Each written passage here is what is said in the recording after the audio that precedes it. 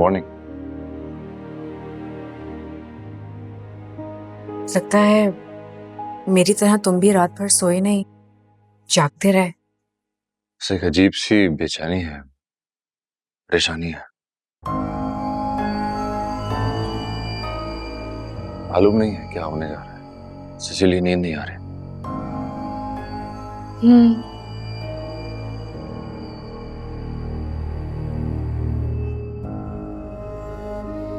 पहले तो मैं भी इस सिचुएशन को लाइट ले रही थी,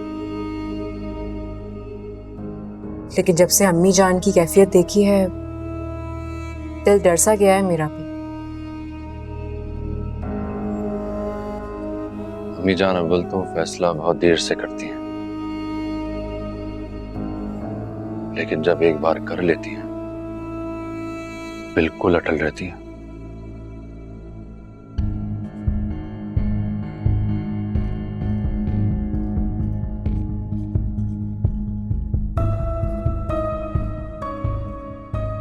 क्या सोचने लगी?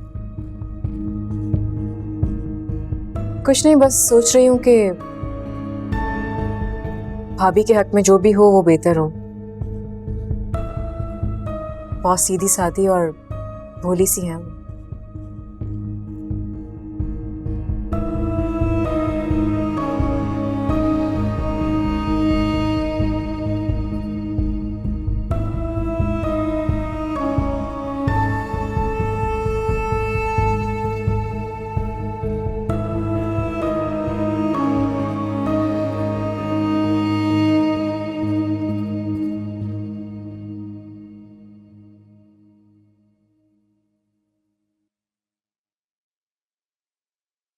ज़रार, जब अम्मी जान ने कहा है कि वो फैसला कर रही हैं तो फिर परेशान होने की क्या जरूरत है?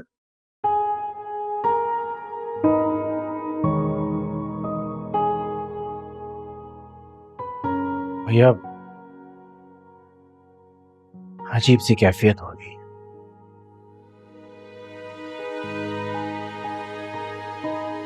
सोचा नहीं था कि जिंदगी में ऐसी सिचुएशन का सामना करना पड़ेगा। बहुत बहुत दुख में हूं भैया मैं।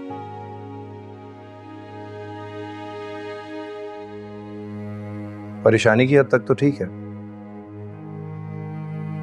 लेकिन क्या दुख तुम्हें खाए जा रहा है? मुझे बताओ, मैं बांटता हूं तुम्हारे साथ। भैया मुझे साइमा ने दुख दिया है, साइमा की वजह से दुख में हूं। अरे क्या जरूरत थी अपने घर वालों को इसमें शामिल करने की? आप सोचें जरा, अगर अम्मी जान ने उसके वालिद साहब की शर्त मानने से इनकार कर दिया तो क्या साइमा इस घर में कभी वापस नहीं आएगी? क्यों सोचते हो तुम ऐसा? तुम्ही ने तो कहा था कि साइमा तुम्हारे बगैर रहने का तस्वुर भी नहीं कर सकती। तो फिर? तो मैं भी तो उसके साथ कहीं और नहीं रह सकता भैया। मैं अम्मी जान और आप लोगों के बिना नहीं रह सकता। बात वहां तक नहीं जाएगी, तुम सब्र करो। अम्मी जान के फैसलों की तो गैर भी तारीफ करते हैं, हम तो फिर उनके अपने, उनकी औलाद है। हिम्मत से काम लो और ज्यादा मत सोचो, ठीक हो जाएगा सब। हाँ,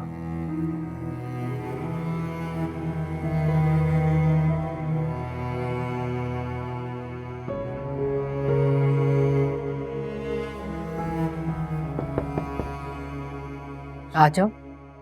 अस्सलाम वालेकुम। वालेकुम अस्सलाम। ममानी जान, मैं आपसे एक बात पूछूं? पूछो। अच्छा बताएं, अगर एक खाली मैदान में हम एक इमारत बनाएं तो वो वहां के लोगों के लिए क्या हो? वो वहां के लोगों के लिए तब्दीली होगी। और अगर उसी इमारत को गिराकर दोबारा मैदान कर दिया जाए तो वो उस माहौल के लिए क्या है? तब भी वो तब्दीली ही होगी। इसका मतलब है कि तामीर और तखरीब दोनों ही किसी न किसी तरह का बदलाव लेकर आते हैं। बिल्कुल बिल्कुल ऐसा ही है, लेकिन तुम क्यों पूछ रही हो? क्योंकि ममानी जान, मुझे लगता है कि आप हमारे इस बरसों के बनाए गए तरबियत और रिवायत के घर से उकता गई हैं। नहीं, ऐसा बिल्कुल नहीं है। ऐसा हो रहा है, वरना मुझे देखें, मेरी मजाल में आपके सामने आकर अपनी जिंदगी के फलसफे बयान करूं। इसलिए कि मैंने कभी भी किसी को बात करने से नहीं रोका। नहीं रुक, मैं जानती हूँ मुमानी जाना, हम खुद ही आपके एहतराम में कभी कुछ कहते नहीं हैं। आपका ही फैसला आखिरी फैसला होता है। अब भी ऐसा ही हो। मुमानी जान, अल्लाह करे कि ये मेरा वहम हो, लेकिन देखे ना, अब साइमा भाभी आपके सामने एक शिकायत बनकर खड़ी हो गई है। और मुमानी जान, ये सब कुछ खुद नहीं होता। नफरत कभी भी झाड़ की तरह अपने आप उगना नहीं शुरू कर देती, आबियारी करनी पड़ती है। कोई है जो इस नफरत के पौधे को पानी डालकर तनावर दरख्त बनाने की कोशिश कर रहा है।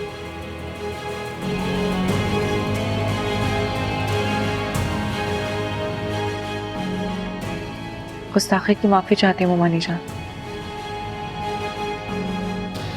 मैं मजबूर हूँ इसलिए बोल पड़ी।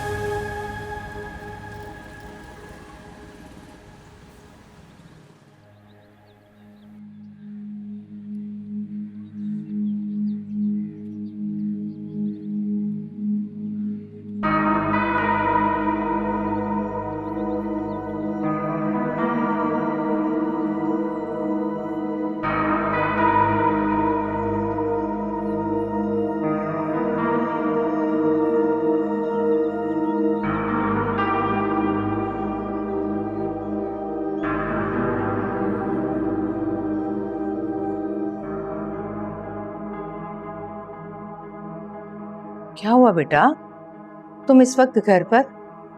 सब खैरियत है? तुम्हारी तबीयत तो ठीक है? कुछ मूड ठीक नहीं हो रहा था, तो सोचा घर जल्दी चला जाता। तुम्हारे मूड की उदासी का सबब जानती हूँ मैं। परेशान मत हो, सब ठीक हो जाएगा। कैसे ठीक होगा अम्मी? आपने उनके मुतालबात देखे, वो हमें झुकाना चाहते हैं। हर मुतालबे और हर शर्त का कोई ना कोई जवाब जरूर होता है। जब उनका जहन ऐसे सवाल को जन्म दे सकता है, तो क्या मेरा जहन ऐसे सवाल का जवाब तख्लीक नहीं कर सकता? तुम फिक्र मत करो, ऐसा जवाब दूंगी कि जो साइमा के बाप ने सोचा भी नहीं होगा। अम्मी, मुझे डिप्रेशन हो रहा है।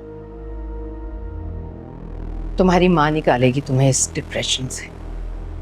जख्म का इलाज करते हुए अगर मरहम से आराम ना आए तो सर्जरी करनी पड़ती है।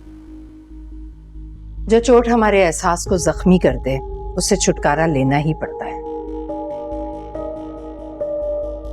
जख्म को पालने जाओगे तो जान का रोग बन जाएगा। क्या करूं, मुझे कुछ भी समझ में नहीं आ रहा। सरार, अगर किसी दर्द का खात्मा करना हो तो पहले उसे कबूल करना पड़ता है, मानना पड़ता है कि हाँ दर्द है। और मैं तो इस बात पर यकीन नहीं रखती कि दर्द को आप अपने साथ रखें या आप दर्द के साथ रहें। तुम फिक्र मत करो, हम ऐसे नहीं रहेंगे, तकलीफ का खात्मा करेंगे। तुम हौसला रखो।